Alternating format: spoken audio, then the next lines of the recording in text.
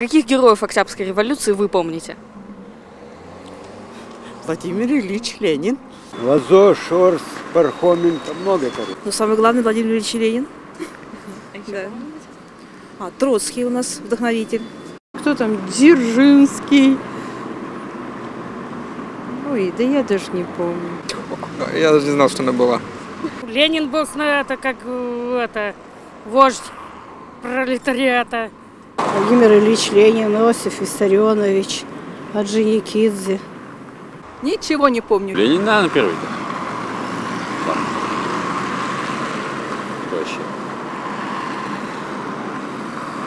Фрунзе. Бабушкин. Пардон, вообще не помню. Честно говорю. В Коми Республике у нас, наверное, дом на Каликова герой, но не герой. Больше в Коми Республике вот не знаю. А по России? По России Урицкий, Троцкий, значит, Свердлов.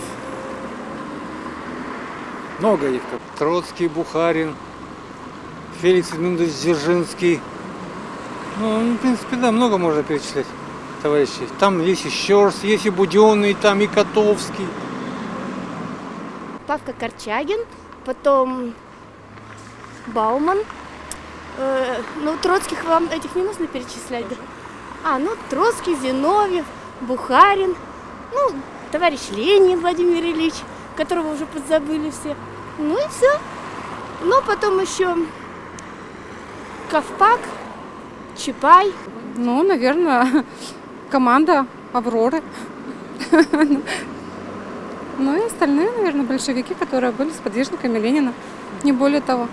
Бланк, Бронштейн, и так далее.